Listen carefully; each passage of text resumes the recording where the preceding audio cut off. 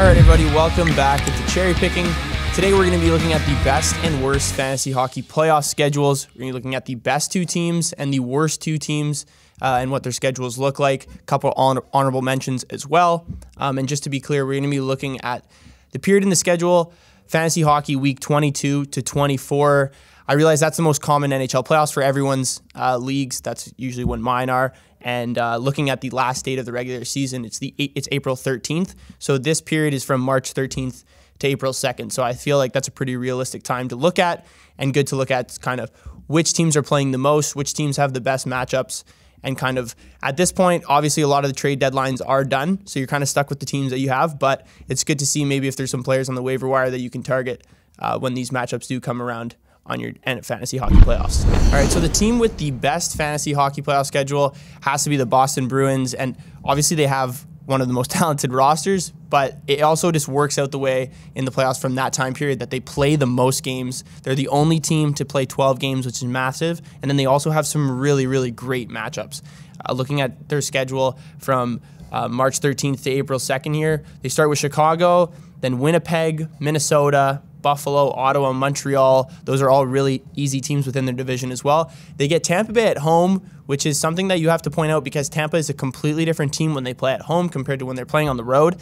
And then they do play Carolina and Nashville, but their last three games, Columbus, Pittsburgh, and St. Louis. So 6 of those teams right now rank in the bottom 12 of the NHL in goals allowed this season. So a lot of goals to be had there from some of their top goal scorers on Boston. And that end of that playoff schedule is massive. You're looking at Columbus, who allows a ton of shots, doesn't really have any steady goaltending with Jonas Korpisalo, Elvis Merzlikins. It's kind of tough to say who's going to be starting on any given night. And then Pittsburgh, too. Tristan Jarry's been in and out of this lineup, so some of their other goalies that they have, Casey DeSmith being the main factor, has been super inconsistent this year. And then their defensive core, just all super offensive-minded. So you're looking at a team that gives up a lot of turnovers in their own end and a lot of opportunities to forwards and defensemen. And then St. Louis has just been a dumpster fire this year, and the team's looking even worse after moving Vladimir Tarasenko and Ryan O'Reilly, and Binnington just continues to regress year after year after that one Stanley Cup run that he had with the Blues.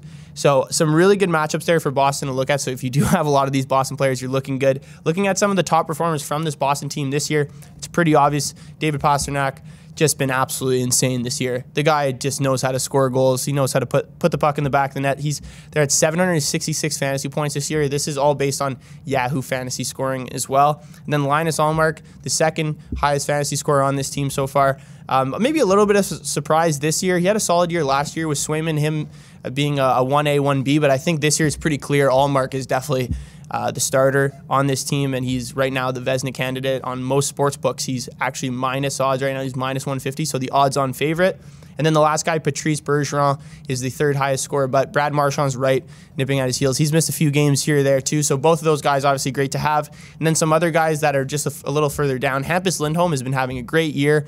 Even when Charlie McAvoy wasn't playing at the beginning of the year, this guy has been awesome. So he's going to be huge to have in the playoffs, because he's, especially in bangers leagues, because he really does it all. And then Jake DeBrusk, who's finally coming back from injury here, and he looks just as good as he did at the beginning of the season. So Boston, most games played, a lot of easy matchups. If you have a lot of Boston players, you're looking really good if you're in this playoff schedule time slot. All right, so another team that has a really good schedule, and I'm rating as probably the second highest schedule, or second best schedule, Vancouver Canucks. Might come to a little bit of surprise here, but this team has a lot of really, I would say, valuable players in fantasy hockey that maybe aren't really highly owned. So some players you might even be able to scoop up on the waiver wire as the playoffs come about. But they play 11 games, so one less than the Boston Bruins. And they have some pretty great matchups if you're looking at their schedule. Let's run through some of their games here. They do start with Dallas right at the beginning of the playoffs on March 14th. But then they play Arizona, LA, Anaheim, Vegas, and San Jose. Dallas again. Then they get Chicago and St. Louis, and then Calgary and LA to end. So maybe a tougher end there. But right in the middle, they've got some really great matchups. Getting Arizona, Anaheim, Sharks, the Blackhawks, and Blues as 5 of your 11 games in the playoffs is very nice to see if you're if you own Vancouver players on your fantasy hockey team. They also are always a part of high-scoring games this year. Their goaltending has been pretty trash. They've waived Spencer Martin. Thatcher Demko's still hurt. So they've called up a couple people, picked up a couple other players, Colin D'Elia being one of those names.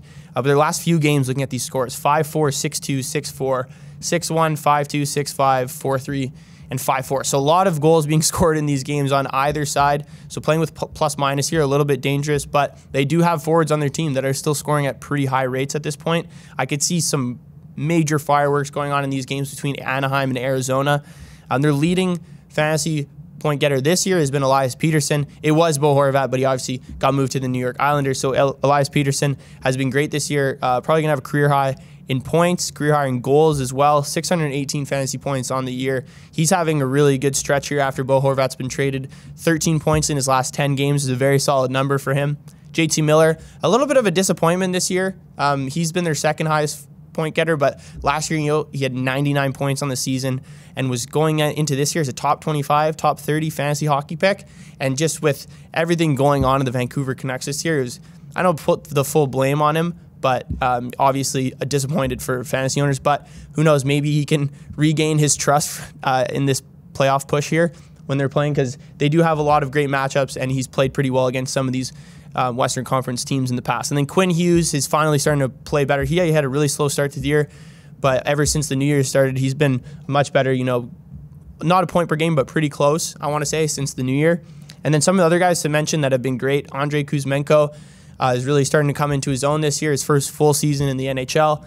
Anthony Beauvillier, who they just picked up for Bo Horvat from the New York Islanders, is having a great start to his Vancouver Canucks career here, and I feel like someone he was just on our must-add video, someone that you could pick up and play week in and week out kind of throughout the playoffs whenever he does have a matchup against Arizona or Anaheim like that. And then Connor Garland as well, weirdly shooting the puck quite a bit for this Vancouver team, even though his depth on this lineup is a little bit lower than you expect. But also another guy that kind of fits that same mold as Anthony Beauvillier. I'd probably rather have Beauvillier, but still, if you're in a deeper league, a guy that could definitely be very beneficial throughout the playoffs. So Vancouver Canucks, a very good team to have players on as this playoff schedule rolls into it. All right, so the team with the worst fantasy playoff schedule are the Vegas Golden Knights. They, for one, have the fewest games along with just four other teams, they're playing just 9 games from that March 13th to April 2nd date, and their schedule as follows. Philadelphia, they start with in the playoffs, and then they go Calgary, Columbus, Vancouver, Calgary again, Edmonton, back-to-back games, San Jose, and then back-to-back games against Minnesota as well. So kind of a weird schedule. Definitely some not horrible matchups, but the fact that they do play 9 games, like if you have more Boston players than Vegas players, like you're laughing, that's 3 more games, way more value, way more fantasy points as the playoffs roll on through that 2-week period. Like I mentioned, matchups aren't horrible, but you do have Minnesota twice and Calgary twice, 2 teams that do limit defensive chances and shots on goal.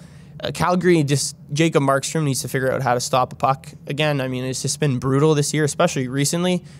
Even Vladar, I don't want to say Vladar's been much better, but recently he has been a little bit better than Markstrom, but it's inexcusable kind of how Markstrom's been playing. It's obviously very frustrating if you're a Flames fan right now. But that being said, very solid decor along with Minnesota. I still think, though, that having those 2 teams, almost half of their games are against those teams, 4 out of the 9, and then 6 of their 9 games are also on the road. So I could see a little bit of regression here from Vegas as the playoffs approach. They're also severely shorthanded in net right now. Aiden Hill, I think, got hurt as well, and Logan Thompson's hurt. So right now it's pretty much just Laurent Boissat and whoever else they pick up at this point. But their top contributors this year, we're looking at Logan Thompson, who I think has played 35, 36 games this year, so he played a lot at the beginning of the season, didn't really use too much of their backup capacity, but he has 440 fantasy points, but right now he's injured, so not really usable. Jack Eichel is second at 423 fantasy points so far this year. He's been kind of in and out of the lineup as well. And then Alex Pietrangelo, 411 fantasy points.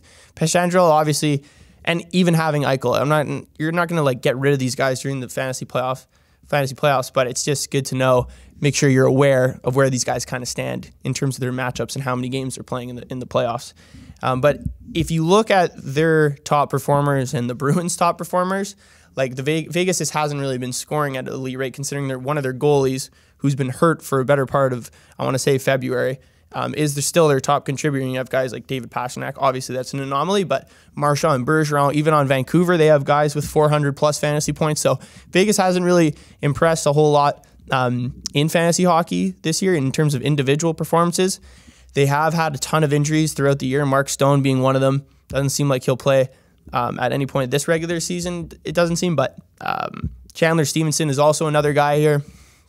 I haven't been a huge Chandler Stevenson believer in terms of fantasy hockey. I think he's a great two-way center and has been great on some of these playoff teams in the past. But in terms of fantasy hockey, I think the only reason why we're seeing his points so high this year is just because of opportunity, which is great. But as these playoffs roll on and you have fewer games, fewer volume, not as much volume from this Vegas team, it's going to be hard to trust some of these bottom tier players or guys that are further down on the depth chart in Vegas. So Vegas players, very tough schedule as the NHL or fantasy hockey playoffs roll in.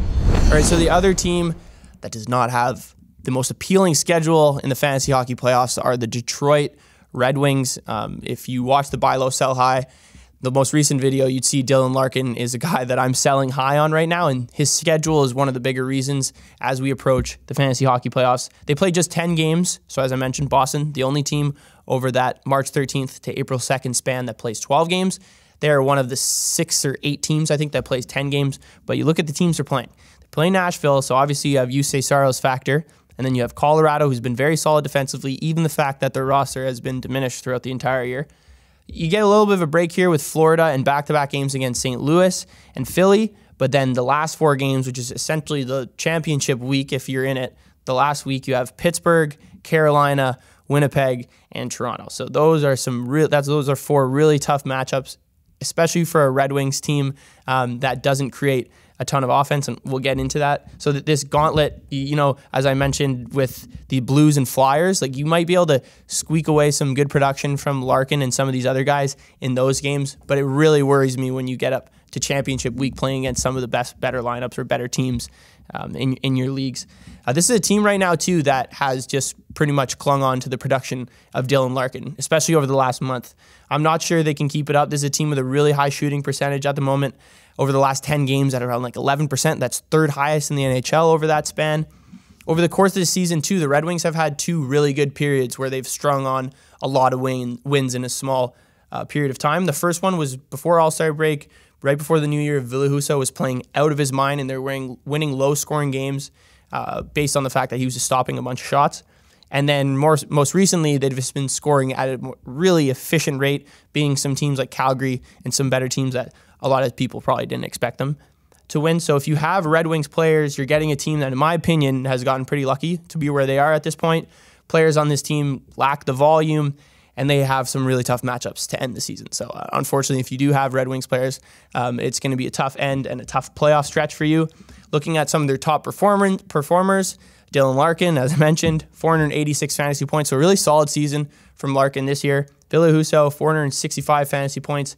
And then Filip Hronek, 367 fantasy points. So you could see the production other than Larkin and Husso really drops off. If you don't have those 2 guys, some of these other guys really might not be factors when the playoffs come around. Tyler Bertuzzi's just starting to get back in this lineup. Robbie Fabry's a guy that you might be able to pick up because he's coming back from injury and starting to get back in this lineup as well. Lucas Raymond's kind of been in and out of the lineup over the course of February. Should be back in March, but it is tough to tell with his injury as well. So just a team that I would definitely, if I had players on them, it's unfortunate. I try to look for some streamers, some better options as the playoffs roll into this season, because there definitely be some better options, I would assume, against some better plus matchups. All right, thank you guys for tuning in. Those are the 2 best fantasy hockey playoff schedules and 2 worst ones. Let me know if there are any other teams that you guys think have some tough schedules, any other players you're thinking to pick up for the fantasy hockey playoffs, because they are coming soon. And I'll see you guys in the next video.